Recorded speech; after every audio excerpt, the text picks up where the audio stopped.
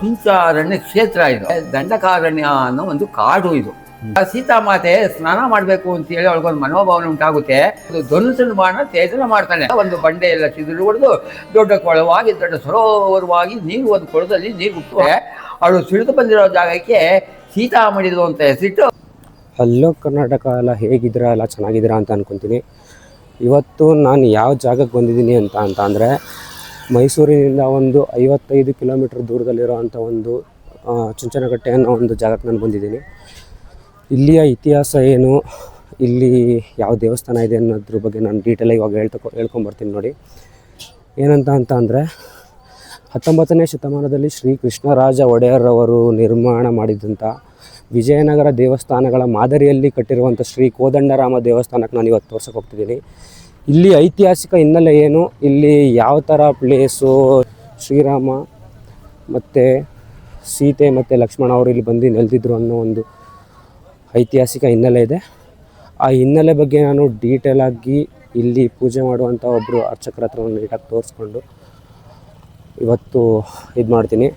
ಯಾವ ಥರ ಇದೆ ಪ್ಲೇಸು, ವಾಟರ್ ಫಾಲ್ಸ್ ಹೆಂಗಿದೆ, ಕಾವೇರಿ ನದಿ ತೀರದಲ್ಲಿರೋದು. ಸೊ ಕಮನ್ ಗೈಸ್, ನೋಡೋಣ ಹೇಗಿದೆ ಅಂತ. ಅಯೋಧ್ಯದ ರಾಜನಾದ ದಶರಥನು ಪತ್ನಿ ಕೈಕೇಯಿ ಹಾಗೂ ಇನ್ನೂ ಅನೇಕ ರಾಜರನ್ನ ಕರ್ಕೊಂಡು ಇಂದ್ರದೇವನಿಗೆ ಸಹಾಯ ಮಾಡಬೇಕು ಅಂತ ಯುದ್ಧ ಕೊಡ್ತಾರೆ. ಆಗ ಏನಾಗುತ್ತೆ ಅಂತ ಅಂದರೆ ರಾಕ್ಷಸ ತಿಮಿಧ್ವಜ ಎಂಬವನ ಹತ್ರ ಯುದ್ಧ ಆರಂಭವಾಗ್ಬಿಡುತ್ತೆ. ದಶರಥನು ಭಾಳ ವೀರವೇಶದಿಂದ ಯುದ್ಧ ಮಾಡ್ತಿರ್ತಾರೆ. ಆಗ ಅವ್ರಿಗೆ ಬಾಣಗಳು ತಗಲಿ ತುಂಬ ಗಾಯಗಳಾಗ್ಬಿಡ್ತವೆ. ಆವಾಗ ತನ್ನ ಪತ್ನಿ ಕೈಕೇಯಿ ದಶರಥನನ್ನು ಯುದ್ಧ ಭೂಮಿಯಿಂದ ಕರ್ಕೊಂಡು ಬಂದು ಭಾಳ ಆರೈಕೆ ಮಾಡ್ತಾರೆ. ಆಗ ದಶರಥನು ತುಂಬ ಖುಷಿಯಿಂದ, ನಿನಗೆ ಏನು ಬೇಕು ಕೇಳು, ನಿನ್ನ ಯಾವುದಾದ್ರೂ 2 ವರಗಳನ್ನು ಪೂರೈಸ್ತೀನಿ ಅಂತ ಹೇಳ್ತಾರೆ. ಆಗ ಕೈಕೇಯಿ, ನಾನು ಈ ವರಗಳನ್ನು ಭವಿಷ್ಯದಲ್ಲಿ ಉಪಯೋಗಿಸ್ಕೊಳ್ತೀನಿ ಅಂತ ಹೇಳ್ತಾರೆ. ಅದಕ್ಕೆ ಆ ದಶರಥ ಆ ಮಾತನ್ನ ಕೇಳಿ ಸರಿ ಆಯಿತು ಅಂತ ಒಪ್ಕೋತಾರೆ. ಆದರೆ ಮಂತರ್ಯೆಯ ಕುತಂತ್ರಕ್ಕೆ ಬಲಿಯಾದ ಈ ಕೈಕೇಯಿ ಮಂತ್ರಿಯಿಂದ ಬರೀ ಕೆಟ್ಟ ಬುದ್ಧಿನೇ ಕಲಿತಾರೆ. ಆವಾಗ ಮಂತ್ರಿ ಹೇಳ್ಕೊಡ್ತಾರೆ, 2 ವರಗಳನ್ನ ನೀನು ದಶರಥನಿಗೆ ಏನು ಕೇಳಬೇಕು ಅಂತ ಮಂತ್ರಿ ಹೇಳ್ಕೊಡ್ತಾರೆ. ಆ 2 ವರಗಳು ಏನು ಅಂತಂದರೆ 14 ವರ್ಷ ವನವಾಸಕ್ಕೆ ಶ್ರೀರಾಮ ಹೋಗಬೇಕು ಮತ್ತು ಭರತನಿಗೆ ಪಟ್ಟಾಭಿಷೇಕ ಆಗಬೇಕು ಅಂತ ಈ 2 ವರಗಳನ್ನ ನೀನು ಕೇಳು ಅಂತ ಹೇಳ್ಕೊಡ್ತಾರೆ. ಅದನ್ನೇ ಬಂದು ಇವರು ದಶರಥನ ಹತ್ರ ಪತ್ನಿ ಕೈಕೇಯಿ ಕೇಳ್ಕೊತಾರೆ. ಆಮೇಲೆ ಈ ಮಾತನ್ನು ಕೇಳಿ ಶ್ರೀರಾಮ ಪ್ರೀತಿಯಿಂದ ಒಪ್ಕೋತಾರೆ. ರಾಮ ಒಂದೇ ಒಂದು ಮಾತು ಹೇಳ್ತಾರೆ, ನನಗೆ ನನ್ನ ತಂದೆ ಮಾತೆ ಮುಖ್ಯ, ನನಗೆ ನನ್ನ ಧರ್ಮ ಮುಖ್ಯ ಅಂತ ಹೇಳಿ ಆ ಮಾತನ್ನ ಒಪ್ಕೊತಾರೆ. ಸೀತಾದೇವಿಗೆ ನೀನು ಇಲ್ಲೇ ಇರು, ನೀನು ವನವಾಸಕ್ಕೆ ನನ್ನ ಜೊತೆ ನೀನು ಬರೋಕ್ಕೆ ಹೋಗಬೇಡ ಅಂತ ಸೀತಾದೇವಿಗೆ ಒಪ್ಸಕ್ಕೆ ಹೋದಾಗ ಸೀತಾದೇವಿ ಆ ಮಾತನ್ನ ಒಪ್ಪಲ್ಲ. ಆವಾಗ ಏನು ಹೇಳ್ತಾರೆ ಅಂದರೆ, ರಾಜನೇ ಇಲ್ದಿರೋ ಅರಮನೆ ಅಲ್ಲಿ ನಾನು ಯಾಕಿರಲಿ. ಇದನ್ನೆಲ್ಲ ಕೇಳ್ದ ಲಕ್ಷ್ಮಣ ಶ್ರೀರಾಮನ ಹತ್ರ ಬಂದು ಹೇಳ್ತಾರೆ, ಅಣ್ಣ ನಿನ್ನ ರಕ್ಷಿಸುವುದೇ ನನ್ನ ಧರ್ಮ ಅಂತ ಹೇಳಿಬಿಟ್ಟು ಅವರು ವನವಾಸಕ್ಕೆ ಬರೋಕ್ಕೆ ಶುರು ಮಾಡ್ತಾರೆ. 3 ಜನ ಸೇರಿಕೊಂಡು ವನವಾಸಕ್ಕೆ ಹೊರಟ ಸಮಯದಲ್ಲಿ ಅಯೋಧ್ಯದಿಂದ ಹೊರಡ್ತಾರೆ. ಅಯೋಧ್ಯದಿಂದ ಪ್ರಯಾಗರಾಜಿಗೆ ಬರ್ತಾರೆ. ಪ್ರಯಾಗರಾಜದಿಂದ ಚಿತ್ರಕೂಟಕ್ಕೆ ಬರ್ತಾರೆ. ಚಿತ್ರಕೂಟದಿಂದ ದಂಡಕಾರಣ್ಯ ಕಾಡಿಗೆ ಬರ್ತಾರೆ. ದಂಡಕಾರಣ್ಯದಿಂದ ಕಿಷ್ಕಿಂಧ, ಹಂಪಿಯಲ್ಲಿರುವಂಥ ಕಿಷ್ಕಿಂಧಕ್ಕೆ ಬಂದು ಅಲ್ಲಿಂದ ಕಾವೇರಿ ತೀರಕ್ಕೆ ಬರ್ತಾರೆ. ಕಾವೇರಿ ತೀರಕ್ಕೆ ರೀಚ್ ಆದಾಗ ಏನಾಗುತ್ತೆ ಅಂತ ಅಂದರೆ, ಇವತ್ತು ನಾನು ಈ ಪ್ಲೇಸಲ್ಲಿ ನಿಂತ್ಕೊಂಡಿರೋ ಜಾಗಕ್ಕೆ ಸೀತೆ, ರಾಮ ಮತ್ತು ಲಕ್ಷ್ಮಣ ಬರೋದು. 14 ವರ್ಷ ವನವಾಸದ ಟೈಮಲ್ಲಿ ಈ ಜಾಗಕ್ಕೆ ಬಂದು ಅವರ ಇತಿಹಾಸ ಅದನ್ನು ಹೇಳ್ಕೊಳಕ್ಕಾಗಲ್ಲ, ಅಷ್ಟೊಂದಿದೆ. ಅದನ್ನು ನಾನು ಇಲ್ಲಿ ಪೂಜೆ ಮಾಡುವಂಥ ಅರ್ಚಕರ ಹತ್ರನೇ ನಾನು ಫುಲ್ಲು ನೀಟಾಗಿ ಇತಿಹಾಸವನ್ನು ಕೇಳಿ ನಾನು ಇವತ್ತು ತಿಳಿಸ್ತೀನಿ. ನಿಜವಾಗ್ಲೂ ಹೇಳ್ತೀನಿ, ವನವಾಸದ ಟೈಮಲ್ಲಿ ಶ್ರೀರಾಮ ಕರ್ನಾಟಕದಲ್ಲಿ ಆ ಜಾಗಕ್ಕೆ ನಾನು ಇಲ್ಲಿ ಬಂದು ನಿಂತ್ಕೊತೀನಿ ಅಂದರೆ ನನಗೆ ತುಂಬ ಖುಷಿ ಆಗುತ್ತೆ. ಈ ವಿಡಿಯೋನ ಸ್ಕಿಪ್ ಮಾಡಿದೆ ನೋಡಿ, ನಿಜವಾಗ್ಲೂ ತುಂಬ ಆಶ್ಚರ್ಯಕರವಾಗಿದೆ.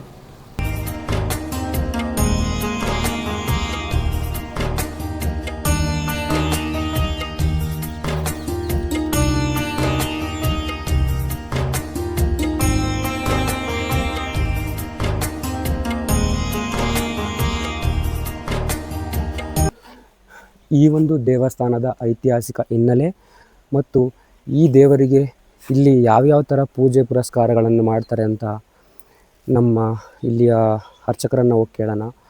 ಅವರೇ ನಮಗೆ ಡೀಟೇಲಾಗಿ ಫುಲ್ ಇತಿಹಾಸವನ್ನು ಹೇಳ್ತಾರೆ. ಬನ್ನಿ ನೋಡೋಣ. ನಮಸ್ಕಾರ ಗುರುಗಳೇ. ಸರ್ ನಮಸ್ಕಾರ. ಹಾಂ ಹೇಳಿ. ನಿಮ್ಮ ಹೆಸರು ಮತ್ತು ನಿಮ್ಮ ಪರಿಚಯ ಮಾಡ್ಕೊಳ್ಬೋದು? ಇದು ನನ್ನ ಹೆಸರು ನಾರಾಯಣಯ್ಯಂಗಾರ್ ಅಂತ. ಸ್ವಂತ ಊರು ನಂದು ಕ್ಯಾರ್ನಗರ. ಇಲ್ಲಿ ಚುಂಚನಗಟ್ಟೆಯಲ್ಲಿ ಬಂದಾಗಲೇ 42 ವರ್ಷಗಳ ಕಾಲ ರಾಮನ ಸೇವೆ ಮಾಡ್ಕೊಂಡು ಹೋಗ್ತಾ ಇದ್ದೀನಿ. ಇನ್ನೂ ರಾಮನ ಅನುಗ್ರಹ ನನಗೆ ಹೋಗಕ್ಕೆ ಕೊಡ್ತಾ ಇಲ್ಲ ಅಂತ ಹೇಳ್ತೀನಿ ಅಷ್ಟೇ. ಹೋಗಕ್ಕೆ ಕೊಡ್ತಾ ಇಲ್ಲ ಅನ್ನೋದಕ್ಕಿಂತ ಇನ್ನೂ ನಿಮ್ಮ ಕೈಯಲ್ಲಿ ಸೇವೆ ಮಾಡಿಸ್ಕೋಬೇಕು, ಒಂದು ಪೂಜೆ ಮಾಡಿಸ್ಕೋಬೇಕು ಅಂತಲೇ ಇರ್ಬೋದಲ್ಲ ಆಸೆ? ಏನೋ ಅವನ ಇಚ್ಛೆ ಅಂತ ನಡಿಬೇಕಲ್ಲ ಸರ್, ಅದು. ಮತ್ತು ಈ ದೇವಾಲಯ ಯಾವಾಗ ಸ್ಥಾಪನೆ ಆಯಿತು ಸರ್? ಇದು ಹೇಳೋದಾದರೆ ಇದು ಒಂದು ಚುಂಚಾರಣ್ಯ ಕ್ಷೇತ್ರ. ಇದು ಚುಂಚಾರಣ್ಯ ಕ್ಷೇತ್ರ ಅಂತಂದರೆ ದಂಡಕಾರಣ್ಯ ಅನ್ನೋ ಒಂದು ಕಾಡು ಇದು. ಈ ಕಾಡೊಳಗೆ ಋಣಬಿಂದ ಮಹರ್ಷಿಗಳು ಅಂತೇಳಿ ಚುಂಚಿ ಅನ್ನೋ ಬೇಡ ಋಷಿಗಳು ತಪಸ್ಸು ಮಾಡಿಕೊಂಡು ಬೇಟೆಯಾಡಿಕೊಂಡು ಭಾರಿ ಸಜ್ಜನಿಗೆಲ್ಲ ಭಾರಿ ತೊಂದರೆ ಕೊಡ್ತಾ ಇರ್ತಾರೆ ಋಣಬಿಂದ ಮಹರ್ಷಿಗಳು. ರಾಮರು ವನವಾಸಕ್ಕೆ ಅಂತೇಳಿ ಪಶ್ಚಿಮ ಮಾರ್ಗವಾಗಿ ಈ ಚುಂಚಾರಣ್ಯ ಕ್ಷೇತ್ರಕ್ಕೆ ಅಂದರೆ ದಂಡಕಾರಣ್ಯಕ್ಕೆ 3 ದಿನ ಭೇಟಿ ಕೊಡಬೇಕು ಅಂತ ಈ ಜಾಗಕ್ಕೆ ಬರ್ತಾರೆ. ಆಗ ಇಲ್ಲಿ ಹರಿತಾ ಇರೋಳು ಕಾವೇರಿ ಮಾತೆ ಇನ್ನೂ ಅವಳು ಗುಪ್ತವಾಣಿಯಾಗಿರೋದಿಲ್ಲ, ಅಂದರೆ ಅವಳು ಹುಟ್ಟೇ ಇರೋದಿಲ್ಲ. ಆಗ ಸೀತಾಮಾತೆ ಸ್ನಾನ ಮಾಡಬೇಕು ಅಂತೇಳಿ ಅವಳಿಗೊಂದು ಮನೋಭಾವನೆ ಉಂಟಾಗುತ್ತೆ.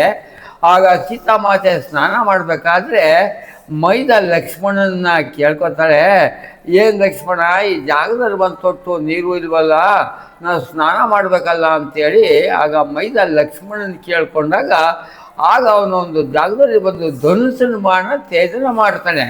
ಒಂದು ಧನುಸಿನ ಬಾಣ ತೇಜನ ಮಾಡಿದಾಗ ಒಂದು ಬಂಡೆ ಎಲ್ಲ ಚಿದುರು ಹೊಡೆದು ದೊಡ್ಡ ಕೊಳವಾಗಿ ದೊಡ್ಡ ಸರೋವರವಾಗಿ ನೀರು ಒಂದು ಕೊಳದಲ್ಲಿ ನೀರು ಗುಪ್ತವಾಹಿನಿಯಾಗ್ತಾಳೆ. ಆ ಕೊಳದಲ್ಲಿ ಸೀತಾಮಾತೆ ಸ್ನಾನ ಮಾಡ್ತಾ ಇರ್ತಾಳೆ. ಆಗ ಮೈದ ಲಕ್ಷ್ಮಣ ಯಾವುದೋ ಮೂಡಲ್ಲಿ ಆಗ ಮೂಡಿಬಿಡ್ತಾನೆ. ಆಗ ಅವಳಿಗೆ ದಿಗ್ಭ್ರಮೆ ಆಗಿ ದಿಕ್ಕು ತೋಚಿದಾಗೆ ನಾಚಿಕೆಯಾಗಿ ಒಂದು ಜಾಗದಲ್ಲಿ ಹಾದು ಬಂದುಬಿಡ್ತಾಳೆ. ಹಾದು ಬರಬೇಕಾದ್ರೆ ಒಂದು ಬಂಡೆ 2 ಭಾಗವಾಗಿ ಸಿಡಿದು ಬಂದುಬಿಡುತ್ತೆ. ಅವಳು ಸಿಡಿದು ಬಂದಿರೋ ಜಾಗಕ್ಕೆ ಸೀತಾಮಡಿಲು ಅಂತ ಹೆಸರಿಟ್ಟು ಅವಳು ಸ್ನಾನ ಮಾಡಿರೋ ಜಾಗದಲ್ಲಿ ಸೀಗೆಕಾಯಿ ನೀರು, ಎಣ್ಣೆ ನೀರು, ಅರಿಶಿನ ನೀರು ಹರಿತಾ ಇರಲಿ ಅಂತೇಳಿ ಅವನು ಧನುಸಿನ ಬಾಣ ಪ್ರಯೋಗ ಮಾಡಿರೋ ಜಾಗಕ್ಕೆ ಧನುಷ್ಕೋಟಿ ಅಂತ ಹೆಸರಿಟ್ಟು 3 ದಿನ ಕಳೆದ ನಂತರ ಮುಂದೆ ಇಲ್ಲಿ ಪ್ರಯಾಣ ಮಾಡ್ತಾ ಇರಬೇಕಾದ್ರೆ ಇಲ್ಲಿ ಋಣಬಿಂದ ಮಹರ್ಷಿಗಳು ಅಂತೇಳಿ ಚುಂಚಿ ಅನ್ನೋ ಬೇರೆ ಋಷಿಗಳು ತಪಸ್ಸು ಮಾಡಿಕೊಂಡು ಬೇಟೆ ಆಡಿಕೊಂಡು ಭಾರಿ ಸಜ್ಜನಿಗೆಲ್ಲ ತೊಂದರೆ ಕೊಡ್ತಾ ಇರಬೇಕಾದ್ರೆ ಆಗ ರಾಮನಿಗೆ ಗೋಚರವಾದಾಗ ಏನು ಈ ಕಾಡಲ್ಲಿ ಇಷ್ಟೊಂದು ಬಾರಿ ಕ್ರೂರಿಗಳಾಗಿ ಭಾರಿ ಸಜ್ಜನಿಗೆಲ್ಲ ತೊಂದರೆ ಕೊಡ್ತಾ ಇದ್ದಾರಲ್ಲ, ಇವ್ರನ್ನ ಸಂಹಾರ ಮಾಡಬೇಕು ಅಂತೇಳಿ ರಾಮದೇವ್ರಿಗೊಂದು ಮನೋಭಾವನೆ ಉಂಟಾದಾಗ ಅವರು ಶ್ರೀಮನ್ನಾರಾಯಣನ್ನೇ ಕೂರಿಸ್ಕೊಂಡು ತಪಸ್ಸನ್ನು ಆಚರಣೆ ಮಾಡ್ಕೊಂಡಿರ್ಬೇಕಾದ್ರೆ ಆಗ ಅವ್ರ ಭಕ್ತಿಗೆ ಮೆಚ್ಚಿ ಆಗ ಅವ್ರಿಗೆ ಮೋಕ್ಷ ಕೊಟ್ಟು ಇಲ್ಲಿ ಬಂದು ಅವ್ರನ್ನ ಪ್ರತಿಷ್ಠಾಪನೆ ಮಾಡ್ತಾರೆ. ಋಣಬಿಂದ ಮಹರ್ಷಿಗಳ ಪ್ರತಿಷ್ಠಾಪನೆ ರಾಮದೇವರು. ಆಂಜನೇಯ ಭೇಟಿಯಾಗಿರೋಲ್ಲ, ಅದಕ್ಕೋಸ್ಕರ ಒಳಗಡೆ ಆಂಜನೇಯ ಇಲ್ಲ. ಅದಕ್ಕೋಸ್ಕರ ರಾಮರು ಕೇಳ್ಕೊತಾರೆ, ಈ ಜಾಗಕ್ಕೆ ಬಂದರೆ ಮೊದಲನೇ ನಮಸ್ಕಾರ ನನಗೆ ಬೇಡ, ಮೊದಲು ಅವನ ನಮಸ್ಕಾರವಾಗಲಿ ಅಂತೇಳಿ ಇವನ್ನ ಕಾವೇರಿ ತೀರದಲ್ಲಿ ಒಂದು ಸ್ನಾನ ಮಾಡಿ ಇಲ್ಲ ಕೈಕಾಲು ತೊಳೆದಾಗ ಮೊದಲನೇ ನಮಸ್ಕಾರ ಆಂಜನೇಯಂದಾಗಿ, 2ನೇ ನಮಸ್ಕಾರ ರಾಮನಿಗಾಗಿ, ಮತ್ತೆ ಇವನು ಹಿಂಭಾಗದಲ್ಲಿ ಒಂದು ಆಂಜನೇಯ ಸ್ವಾಮಿ ದೇವಸ್ಥಾನ ಇದೆ, ಅಲ್ಲಿ ಒಂದು ನಮಸ್ಕಾರವಾಗಿ ದಿನ 3 ಪೂಜೆಯಾಗಿ 3 ದರ್ಶನವಾಗಲಿ ಅಂತೇಳಿ ಆಗ ರಾಮದೇವ್ ಕೇಳ್ಕೊತಾರೆ. ಆಗ ಕಾವೇರಿ ಮಾತೆ ಗುಪ್ತವಾಹಿನಿ ಆಗ್ತಾಳೆ. ಈ ನೀರಿನ ಸರೋವರ ಶಬ್ದ ಜ್ಯೇಷ್ಠ, ಆಷಾಢ, ಶ್ರಾವಣ, ಭಾದ್ರಪದ, ಆಷಾಢ ಮಾಸದಲ್ಲಿ 19 ಅಡಿ ನೀರು ತುಂಬುತ್ತಾಳೆ ಕಾವೇರಿ. ಶಬ್ದವಾದ ಟೈಮ್ನಲ್ಲಿ 10 ಮೈಲಿಗೆ ಬರೋದು ಶಬ್ದ ಕೇಳಿಸುತ್ತೆ, ಆದರೆ ಗರ್ಭಗುಡಿ ಒಳಗಡೆ ಶಬ್ದ ಕೇಳಿಸೋದಿಲ್ಲ. ಆಗ ಸೀತಾಮಾತೆ ಯಜಮಾನರನ್ನ ಕೇಳ್ಕೊತಾರೆ, ಏನು ಇಷ್ಟೊಂದು ಬರ್ಗರೆ ಶಬ್ದ ಬರ್ತಾ ಇದೆಯಲ್ಲ, ನನಗೆ ಕಿವಿಗೊಟ್ಟು ನಿದ್ದೆ ಮಾಡೋಕ್ಕಾಗ್ತಾ ಇಲ್ವಲ್ಲ ಅಂತ ಯಜಮಾನ್ರನ್ನ ಕೇಳ್ಕೊಂಡಾಗ ಹರಿತಾ ಇರೋಳು ಒಬ್ಬಳು ಕಾವೇರಿ, ಒಬ್ಬಳು ಹೆಣ್ಣಾದ್ರಿಂದ ಹೆಣ್ಣಿಗೆ ಜಾಸ್ತಿ ಪ್ರೀತ ನಾಲ್ಗೆ ಇರಬಾರ್ದು ಅಂದ್ಬಿಡ್ತಾರೆ. ಆಗ ಎಷ್ಟೇ ನೀರೇ ಶಬ್ದ ಬಂದರೂ ಗರ್ಭಗುಡಿ ಒಳಗಡೆ ಶಬ್ದ ಕೇಳಿಸಲ್ಲ ಅನ್ನೋ ಒಂದು ಮಾಹಿತಿ ಇದೆ. ಎಲ್ಲ ಕಡೆವೆ ರಾಮನಿಗೆ ಎಡಭಾಗ ಸೀತಾಮಾತೆ, ಇಲ್ಲಿ ವಿಶೇಷವಾಗಿ ರಾಮನ ಬಲಭಾಗ ಸೀತಾಮಾತೆ ಇರೋದೊಂದು ವಿಶೇಷ. ಇದೇ ಥರವಾಗಿ ಚಿಕ್ಕಮಂಗ್ಳೂರು ಹತ್ರ ಹಿರೇಮಂಗ್ಳೂರು ಅಂತ ಇದೆ. ಹಿರೇಮಂಗ್ಳೂರಿನಲ್ಲೂ ಕೂಡ ಅಲ್ಲಿ ರಾಮನ ಬಲಭಾಗದಲ್ಲಿ ಸೀತೆ ಮಾಡೋದು ಒಂದು ವಿಶೇಷ. ಅಲ್ಲಿ ಪರಶುರಾಮನಿಗೆ ಬಲಭಾಗದಲ್ಲಿ ದರ್ಶನ ಕೊಟ್ಟಿದ್ದಾರೆ. ಇಲ್ಲಿ ಋಣಮಿನ ಮಾಡಿಸಿ ಪ್ರೇರಣೆ ಮಾಡ್ತಾರೆ. ನಾನು ನಿನ್ನ ಮದುವೆ ಆಗುವಾಗ ಎಡಗಡೆ ದರ್ಶನ ಮಾಡಿದ್ದೀನಿ, ಈಗ ನೀನು ನನಗೆ ಬಲಗಡೆ ನೀನು ದರ್ಶನ ಕೊಡಬೇಕು ಅಂತ ಕೇಳ್ಕೊಂಡಾಗ ರಾಮನ ಬಲಭಾಗದಲ್ಲಿ ಪ್ರತಿಷ್ಠಾಪನೆ ಮಾಡಿದ್ದಾರೆ. ಋಣಮಿನ ಮಹರ್ಷಿಗಳ ಪ್ರತಿಷ್ಠಾಪನೆ ರಾಮದೇವರು. ಇದು ಒಂದು ಚುಂಚಾರಣ್ಯ ಕ್ಷೇತ್ರ ಅಂತ ಹೆಸರಾಗಿ ಕಾವೇರಿ ಮಾತೆ ಹುಟ್ಟಿದ ಮೇಲೆ ಕಟ್ಟೆ ಎಲ್ಲ ಕಟ್ಟಿದ ಮೇಲೆ ಚುಂಚಾರಣ್ಯ ಕ್ಷೇತ್ರಕ್ಕೆ ಚುಂಚನ ಕಟ್ಟೆ ಅಂತ ಹೆಸರಾಗಿ ಸಂಕ್ರಾಂತಿ ಹಬ್ಬ ಮಾರದ ಬೆಳಿಗ್ಗೆ ಕರ್ನಾಟಕಕ್ಕೆ ಹೆಸರುವಾಸಿಯಾದಂಥ ಇಲ್ಲಿ ದನಗಳ ಜಾತ್ರೆ ಅಂತ ಇಲ್ಲಿ ಒಂದು ಪ್ರಸಿದ್ಧವಾಗಿ, ಆಗ ನವಸಂಕಲ್ಪ ಪ್ರಕಾರವಾಗಿ 9 ದಿನಗಳ ಕಾಲ 9 ಅವತಾರದಲ್ಲಿ ಪ್ರತಿ ದಿನ ಕೂಡ ಉತ್ಸವಗಳಲ್ಲಾಗುತ್ತೆ ಸಹ. ಇದು ಹೇಳೋದಾದರೆ ಇದು ಒಂದು ಚುಂಚಾರಣ್ಯ ಕ್ಷೇತ್ರ. ಋಣಮಿನ ಮಹರ್ಷಿಗಳ ಪ್ರತಿಷ್ಠಾಪನೆ ರಾಮದೇವರು ಅಂತ ಈ ದೇವಸ್ಥಾನದ ಇತಿಹಾಸ ಅಂತ ಹೇಳ್ಬೋದು. ಮತ್ತು ಈ ಚುಂಚಿ ಅಂತ ಹೇಳಿದ್ರಲ್ಲ, ಅವರು ರಾಕ್ಷಸರು ಅಥವಾ ಮಹಾರಾಜರು ಅಥವಾ ಏನಾದರೂ ಸಾಮಾನ್ಯ ಜನಗಳು? ಮಹಾರಾಜರಲ್ಲ, ಅವರು ಬೇಡ್ರವರು. ಋಣಭಿನ್ನ ಮಹರ್ಷಿಗಳು ಅನ್ನೋರು ಚುಂಚಿ ಅನ್ನೋ ಬೇಡ್ರ ಋಷಿಗಳು, ಬೇಡ್ರವರು ಋಷಿಗಳು ಇಲ್ಲಿ ಬಂದು ತಪಸ್ಸು ಮಾಡಿಕೊಂಡು ಬೇಟೆ ಆಡ್ಕೊಂಡಿರ್ತಾರೆ. ಆಗ ರಾಮನಿಗೆ ಗೊತ್ತಿರುವಾದಾಗ ಆಗ ಅವರಿಗೆ ಸಂಹಾರ ಮಾಡಬೇಕು ಅನ್ನೋ ಒಂದು ಭಾವನೆ ಮೂಡಿದಾಗ ಅವರು ಶ್ರೀಮನ್ನಾರಾಯಣನ್ನೇ ಕೂರಿಸ್ಕೊಂಡು ತಪಸ್ಸನ್ನು ಆಚರಣೆ ಮಾಡ್ಕೊಂಡಿರ್ಬೇಕಾದ್ರೆ ಆಗ ಅವ್ರ ಭಕ್ತಿಗೆ ಮೆಚ್ಚಿ ಆಗ ಅವರಿಗೆ ಮೋಕ್ಷ ಕೊಟ್ಟು ಇಲ್ಲಿ ಬಂದು ಅವ್ರನ್ನ ಪ್ರತಿಷ್ಠಾಪನೆ ಮಾಡಿದ್ದಾರೆ ಅಂತ ಹೇಳ್ಬೋದು ಸರ್. ಕಾವೇರಿ ನದಿ ಅತ್ಯಂತ ಪವಿತ್ರ ಅಂತ ಹೇಳ್ತಾರೆ. ಅದ್ರ ಬಗ್ಗೆ ಏನಾದರೂ ನಿಮಗೆ ಹೇಳಕ್ಕೆ ಇಷ್ಟಪಡ್ತೀರಾ? ಇದು ಕಾವೇರಿ ಹೇಳೋದಾದ್ರೆ ಇದು ತಲಕಾವೇರಿಯಿಂದ ಬರೋಂಥ ಇದು ಸರ್.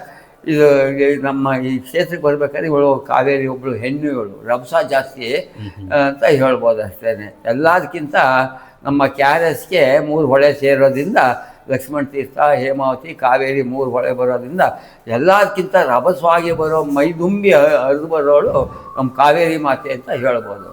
ಈ ಸ್ಥಳ ತೀರ್ಥಸ್ಥಾನ ಮಾಡೋದ್ರಿಂದ ವಿಶೇಷ ಏನು ಸಿಗುತ್ತೆ ಸರ್? ನಮ್ಮ ಮನಸ್ಸಿಗೆ ಸಮಾಧಾನ ಆಗಬೇಕಾದ್ರೆ ಏನೇ ಮಾಡಬೇಕಾದ್ರೂ ನಾವು ಒಂದು ದೇವ್ರ ಮೊರೆ ಹೋಗಬೇಕಾಗುತ್ತೆ. ಆಗ ಇಂಥ ಪವಿತ್ರವಾದ ಪುಣ್ಯಕ್ಷೇತ್ರದಲ್ಲಿ ಒಂದು ಸ್ನಾನ ಮಾಡಿದ್ರೆ ನಮ್ಮ ಮೈಯ ಹಗುರ ಆಗುತ್ತೆ, ಒಂದು ಭಾವನೆ ಎಲ್ಲ ಈಡೇರಿಸುತ್ತೆ ಅನ್ನೋ ಒಂದು ಅಭಿಪ್ರಾಯ ಬರುತ್ತೆ. ವನವಾಸದ ಸಮಯದಲ್ಲಿ ರಾಮ, ಸೀತೆ, ಲಕ್ಷ್ಮಣರು ಇಲ್ಲಿ ಬಂದ ಅಂತ ಕೇಳ್ಪಟ್ಟಿದ್ದೀನಿ. ಅದ್ರ ಕತೆ ಏನಾದರೂ ನಿಮಗೆ ಹೆಂಗೆ ಬಂದರು, ಯಾವಾಗ ಬಂದರು, ಅಲ್ಲಿಗಿನ ಮುಂಚೆ ಇದು ಏನಾಗಿತ್ತು? ಸರ್, ಈಗ ನೀವು ಹೇಳೋದು ಕ್ವಶನ್ಗೆ ಆನ್ಸರ್ ಏನಪ್ಪ ಅಂತಂದರೆ, ತ್ರೇತಾಯುಗದಲ್ಲಿ ರಾಮರು ದಂಡಕಾರಣ್ಯ ವನವಾಸಕ್ಕೆ ಬಂದರು ಅಂತ ಹೇಳ್ಬೋದೇ ಹೊರತು ಋಣಭಿನ್ನ ಮಹರ್ಷಿಗಳು ವನವಾಸಕ್ಕೆ ಅಂತೇಳಿ ಪಶ್ಚಿಮ ಮಾರ್ಗವಾಗಿ ಈ ಚುಂಚಾರಣ್ಯ ಕ್ಷೇತ್ರಕ್ಕೆ ಅಂದರೆ ದಂಡಕಾರಣ್ಯಕ್ಕೆ ಬಂದಿದ್ರು ಅಂತ ಹೇಳ್ಬೋದು ಸರ್. ಮತ್ತು ಇಲ್ಲಿ ಲಕ್ಷ್ಮಣರು ಇಲ್ಲಿ ಸೇವೆ ಅಥವಾ ತಪಸ್ಸು ಮಾಡಿದ್ರು ಅಂತ ಏನಾದ್ರು ಕತೆಗಳೇನಾದ್ರು ಇದೆಯಾ ಸರ್? ಇದು ಅದ್ರ ಮಾಹಿತಿ ನಮ್ಗೆ ಸರಿಯಾಗಿ ಗೊತ್ತಿಲ್ಲ ಸರ್. ಇಲ್ಲಿ ನಡೆಯುವ ಪ್ರಮುಖ ಪೂಜೆ ಮತ್ತು ವಿಶೇಷ ಸೇವೆಗಳು ಯಾವ್ಯಾವು ಸರ್? ಇಲ್ಲಿ ನಮ್ಮ ದೇವಸ್ಥಾನದಲ್ಲಿ ರಾಮನಿಗೆ ಪಂಚಾಮೃತ ಅಭಿಷೇಕ ಎಲ್ಲ ಆಗುತ್ತೆ, ರಾಮನಿಗೆ ಸೀತಾ ಕಲ್ಯಾಣ ಆಗುತ್ತೆ, ಆಮೇಲೆ 9 ವಿಗ್ರಹಗಳಿದೆ. ಇದು ಹನುಮಂತೋತ್ಸವ ಇದೆ, ಒಂದು ಗಜೇಂದ್ರ ಮೋಕ್ಷ ಇದೆ, ಆಮೇಲೆ ಶೇಷವಾಹನ ಇದೆ, ಹಂಸವಾಹನ ಇದೆ. ಎಲ್ಲ 9 ವಾಹನಗಳೆಲ್ಲ ವಿಶೇಷವಾಗಿ ಭಕ್ತಾದಿಗಳಿಂದ ಒಂದು ಪೂಜೆ ಮಾಡ್ಬೋದು. ಭಕ್ತರು ನಂಬುವಂತಹ ಯಾವುದಾದ್ರೂ ಘಟನೆಗಳು ನಡೆದಿದೆಯಾ ಇಲ್ಲೇನಾದರೂ? ಇಲ್ಲ ನಿಮ್ಗೇನಾದರೂ ಹೇಳಿದಾರಾ ಹಿಂಗೆ ನಮ್ಗೆ ಒಳ್ಳೇದಾಗಿದೆ ಅಂತ ಏನಾದರೂ?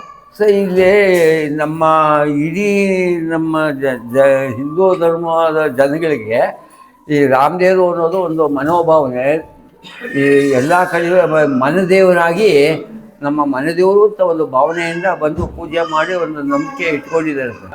ಈ ದೇವರಿಗೆ ಬಂದು ಪೂಜೆ ಸಲ್ಲಿಸಿ ಒಂದು ಪೂಜೆ ಮಾಡಿಕೊಂಡು ಮುಂದಕ್ಕೆ ಹೋಗಿ ಒಂದು ಮನೆ ಕಟ್ಟೋದೇ ಆಗಲಿ, ಒಂದು ಗೃಹ ಪ್ರವೇಶವೇ ಆಗಲಿ, ಒಂದು ನಾಮಕರಣನೇ ಆಗಲಿ, ಒಂದು ಕಿವಿ ಚುಚ್ಚೋದೇ ಆಗಲಿ, ಪ್ರತಿಯೊಂದು ಏನೇ ಮಾಡುವ ಒಂದು ಈ ಸ್ಥಾನದಲ್ಲಿ ಮಾಡೋ ಒಂದು ನಂಬಿಕೆ ಇಟ್ಕೊಂಡು ಇಲ್ಲಿ ಬಂದು ಪೂಜೆ ಪುನಸ್ಕಾರ ಮಾಡ್ತಾ ಇದ್ದಾರೆ ಸರ್. ಇಲ್ಲಿ ಯಾವುದೋ ಒಂದು ರಥ ಮುಳುಗೋಯ್ತು ಅಂತ ಕೇಳ್ಪಟ್ಟಿದ್ದು, ಅದ್ರ ಬಗ್ಗೆ ಏನಾದ್ರು ಮಾಹಿತಿ? ಇಲ್ಲ ಸರ್, ಯಾಕೆಂದರೆ ಹೇಳ್ತಾರೆ, ಹೇಳಿದ್ದನ್ನು ನಾವು ಹೇಳ್ಬೋದೇ ಹೊರತು ನಮ್ಮ ಹೊಳಗಿರೋದಂತೂ ನೋಡಲಿಲ್ಲ. ಹಿಂದೆ ಕಂಚಿನ ತೇರು ಇತ್ತು ಅಂತ ಹೇಳ್ತಾರೆ ಸರ್. ಆ ಕಂಚಿನ ತೇರು ಇತ್ತು ಅಂತ ನಾವು ಹೇಳಿದ್ದನ್ನು ನಾವು ನಿಮ್ಗೆ ಹೇಳ್ಬೋದೇ ಹೊರತು ಮುಳುಗಿರೋದು ನಾವು ನೋಡಿಲ್ಲ. ಏನೋ ನಮ್ಮ ಗ್ರಾಫೈಟ್ ಇಂಡಿಯಾದವರು ಇದನ್ನು ಒಂದು ದುರ್ಬಿ ಇದರಲ್ಲಿ ಈ ಮುಳುಗಿದೆ ಅಂತ ಒಂದು ಮಾಹಿತಿ ಕೊಟ್ಟಿದ್ದಾರೆ ಸರ್. ಅದನ್ನು ತೆಗಿಯೋಕ್ಕೆ ಯಾರು ಇಷ್ಟಪಟ್ಟು ಮುಂದೆ ಬಂದಿಲ್ಲ ಸರ್. ಅಲ್ಲ, ನಿಮಗೆ ನಿಮ್ಮ ಹಿರಿಯರೇನಾದರೂ ಹೇಳಿದಾರಾ ಇಲ್ಲಿ ಹಿಂಗೆ ಮುಳುಗಿತ್ತು ಅಂತ? ಅದೇ ಹೇಳ್ತಲ್ಲ, ಇದು ಹಿಂದೆ ನಮ್ಮ ತಾತ ಅವರು 72 ವರ್ಷ ರಾಮನ ಸೇವೆ ಮಾಡಿದರು. ಏನೋ ಮುಳುಗಿದೆ ಅಂತ ಅವರು ಹೇಳಿದ್ದಾರೆ ಹೊರತು ಅದ್ರ ಹಿಂದ್ಗಡೆ ಎಷ್ಟು ವರ್ಷದಲ್ಲಿ ಮುಳುಗಿದೆಯೋ ಅವರು ಸರಿಯಾಗಿ ಮಾಹಿತಿ ಕೊಟ್ಟಿದ್ರು. ಅವ್ರು ಹೇಳಿದ್ರಿಂದ ನಾವು ನಿಮ್ಗೆ ಹೇಳ್ತಾ ಇದ್ದೀವಿ ಅಷ್ಟೇ ಸರ್. ಇಲ್ಲಿ ಬರೋ ಭಕ್ತರು ಯಾವ ಥರ ಪೂಜೆ ಮಾಡಬೇಕು, ಯಾವ ಥರ ಇದ್ದರೆ ರಾಮನ ಹೊಲಿಸ್ಕೋಬೋದು ಅಂತ ಹೇಳ್ತೀರಾ ನೀವು? ಅವ್ರು ಏನು ಬೇಕಾದ್ರೂ ಮಾಡ್ಬೋದು.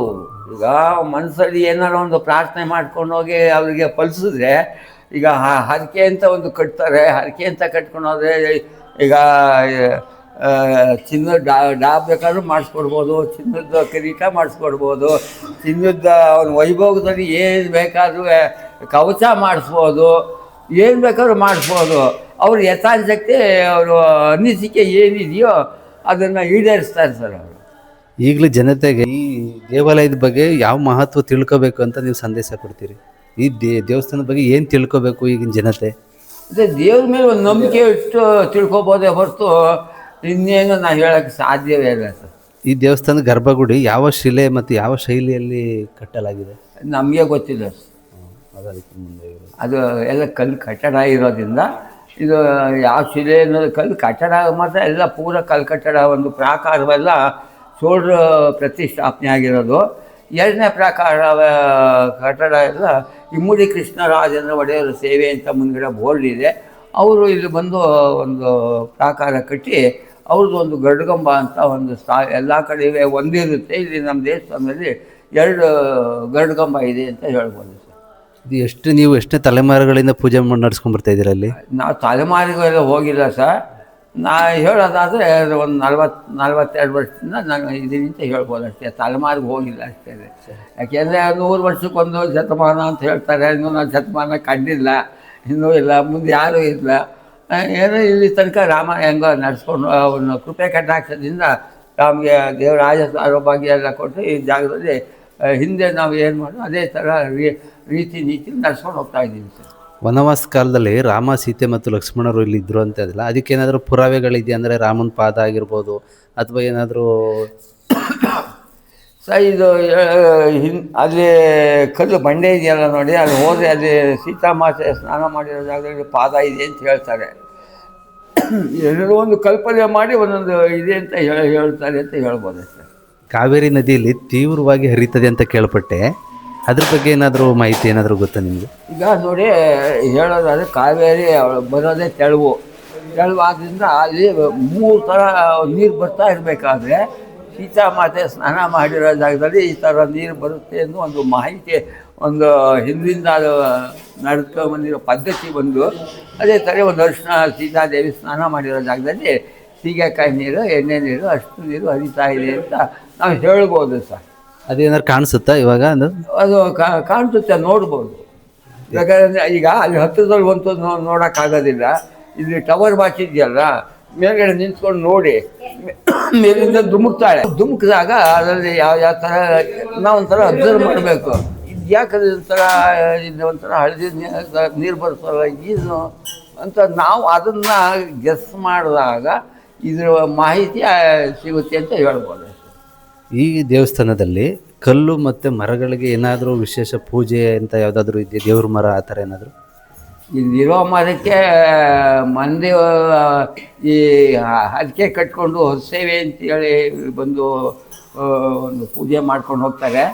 ಆಗ ಮರಗಳು ಇರೋ ಜಾಗದಲ್ಲಿ ಒಂದು ಅವರ ಮಂದಿಯವರು ಅಂತೇಳಿ 3 ಕಲ್ಲು ಇಟ್ಕೊಂಡು ಅದಕ್ಕೆ ಒಂದು ಅರಿಶಿನ ಕುಂಕುಮ ಗಂಧಕಡ್ಡಿ ಕರ್ಪೂರ ಪೂಜೆ ಮಾಡ್ಕೊಂಡು ಹೋಗ್ತಾರೆ. ಬಿಟ್ಟರೆ ಇನ್ನು ಮರಗಳಿಗೆಲ್ಲ ಯಾವುದೇ ಪೂಜೆ ಪುನಸ್ಕಾರ ಏನೂ ಮಾಡ್ತಾ ಇಲ್ಲ, ನಡೆದಿಲ್ಲ ಸರ್. ಇಲ್ಲಿ ಮಾಮೂಲಿ ತೆಪ್ಪ ಅಂತ ಮಾಡ್ತಾರೆ ಹಬ್ಬ ಕಳೆದ 3 ದಿನಕ್ಕೆ, ಜಾತ್ರೆ ಕಳೆದ 3 ದಿನಕ್ಕೆ. ಅದ್ರ ಬಗ್ಗೆ ಏನಾದರೂ ನೀರಲ್ಲಿ ಹೋಗಿ ತೆಪ್ಪ ಬಿಡುವಂಥದ್ದು, ತೆಪ್ಪ ಆಡಿಸುವಂಥದ್ದು, ಅದ್ರ ಬಗ್ಗೆ ಏನಾದರೂ ಗೊತ್ತಾ ನಿಮಗೆ?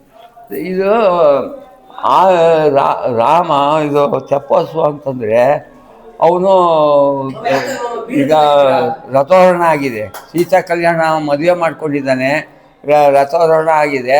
ಅದರಲ್ಲಿ ನೀರಲ್ಲಿ ತೆಪ್ಪನ ಆಡಿಸಿ ಇದು ಮೊದಲಿಂದ ಪದ್ಧತಿ ಬಂದಿದೆ. ಈ ಕ್ಷೇತ್ರಕ್ಕೆ ಭೇಟಿ ಕೊಟ್ಟ ಯಾರು ಮಹಾತ್ಮರು ಅಥವಾ ಸಂತರು ಯಾರಾದರೂ? ಅದೇ ಇಲ್ಲಿ ಬರೋ ಮಠಾಧೀಶರೆಲ್ಲ ಬರ್ತಾರೆ ಸರ್. ಅದೇ ಚಿಂಗಿರಿಯವರು ಬಂದಿದ್ದರು, ಆಮೇಲೆ ಈ ಗಾವಣಗೆರೆ ಮಠದವರು, ಆಮೇಲೆ ಇಲ್ಲಿ ಗಾವಣಗೆರೆ ಮಠ, ಆಮೇಲೆ ಯಾರಾದ್ರು ಮಠಾಧೀಶರೆಲ್ಲ ಜಾತ್ರೆ ಟೈಮಲ್ಲಿ ಅವ್ರನ್ನ ಅತಿಥಿಗಳಾಗಿ ನಮ್ಮ ದೇವಸ್ಥಾನಕ್ಕೆ ಬರ್ಮಾಡ್ಕೋತೀವಿ ಸರ್. ಪುರೋಹಿತರಾಗಿರೋ ನಿಮಗೆ ಯಾವುದಾದ್ರೂ ಅತ್ಯಂತ ಭಾವನಾತ್ಮಕ ಅಂತ ಯಾವುದಾದ್ರೂ ಘಟನೆಗಳು ನಡೆದಿದೆಯಾ? ನಾನು ಇಲ್ಲೇ 2-3 ವರ್ಷಗಳ ಕಾಲ ಮಲಗಿದ್ರು ಕೂಡ ನಮ್ಗೆ ಯಾವುದೂ ಘಟನೆಗಳೇ ಆಗಲಿ ಇದೇ ಇಲ್ಲ. ಯಾವ್ದಾದ್ರು ಪವಾಡ ನಡೆದಿದೆಯಾ ಏನಾದರೂ ನಿಮಗೆ ಇಲ್ಲಿ ದೇವಸ್ಥಾನದೊಳಗಡೆ? ಯಾವುದಾದ್ರೂ ಪವಾಡ ನಡೆದಿದೆಯಾ ದೇವಸ್ಥಾನದೊಳಗಡೆ? ನಮ್ಗೆ ಅಂಥದ್ದೇನು ಹಿಂದೆ ಯಾರೋ ಹೇಳಿದರು ಸಹ. ಇದೇ ನಮ್ಮ ಶಂಕು ಜಾತ್ರೆ ತಗೊಂಡು ಮಧ್ಯರಾತ್ರಿಯಲ್ಲಿ ಇದೇ ನಮ್ಮ ರಾಘವೇಂದ್ರನಿಗೆ ಇದು ಬಾಗಿಲನ್ನೆಲ್ಲ ತೆಗೆದುಕೊಂಡು 24 ನಾಮ ಹಾಕಿ ಶಂಕು ಜಾತ್ರೆ ಬಾರಿಸ್ಕೊಂಡು ಬಂದು ಪೂಜೆ ಮಾಡ್ಕೊಂಡು ಹೋಗ್ತಾ ಇರೋದು ಪವಾಡ ನಡೆದಿರೋ ಕಥೆ. ಇದು ಒಬ್ಬರಿಗೆ ನಡೆದಿರೋದು ಯಾರೋ ಹಿಂದೆ ಹೇಳಿದ್ರು ಸಹ, ಅಷ್ಟು ಗೊತ್ತೇ ಬಿಟ್ಟು ನಮಗೆ ಸರಿಯಾಗಿ ಮಾಹಿತಿ ಗೊತ್ತಿಲ್ಲ. ಇಂದಿನ ಒತ್ತಡ ಜೀವನದಲ್ಲಿ ರಾಮನ ಜೀವನ ನಮಗೆ ಏನು ಕಲಿಸುತ್ತದೆ? ಏನು ನೋಡಿ ಕಲಿಬೇಕು ನಾವು ರಾಮನ್ ನೋಡಿ? ಅದರಲ್ಲಿ ಅಲ್ಲಿ ಬರತಕ್ಕಂಥ ಶಿಸ್ತು, ಅವನು ಯಾವ ಥರ ಪ್ರಯಾಣ ವನವಾಸದಲ್ಲಿ ಅವನು ಯಾವ ಥರ ಒಂದು ಭಕ್ತಿ, ಒಂದು ನ್ಯಾಯ, ನೀತಿ, ಧರ್ಮ ಅನ್ನೋತಕ್ಕದನ್ನ ಯಾವ ಥರ ಪಾಲನೆ ಮಾಡ್ದ, ಅದೇ ಥರ ನಾವು ಮಾಡ್ಬೋದು ಅನ್ನೋದೊಂದು ತಿಳ್ಕೊಬೋದು. ಇಷ್ಟೇ. ನಿಮಗೆ ಈ ಮಾಹಿತಿ ಕೊಟ್ಟಂತ ನಿಮಗೆ ಧನ್ಯವಾದಗಳು.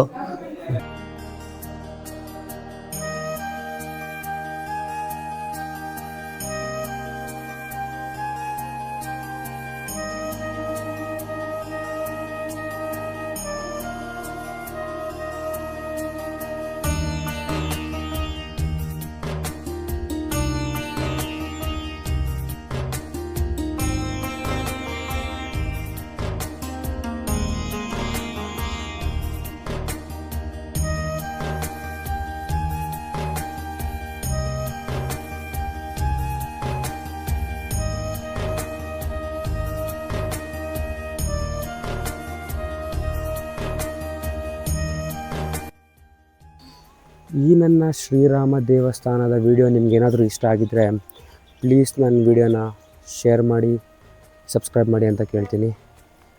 Thank you so much guys. Keep watching. Next ವಿಡಿಯೋದಲ್ಲಿ ಮೀಟ್ ಆಗ್ತೀನಿ. ಬಾಯ್ ಬಾಯ್.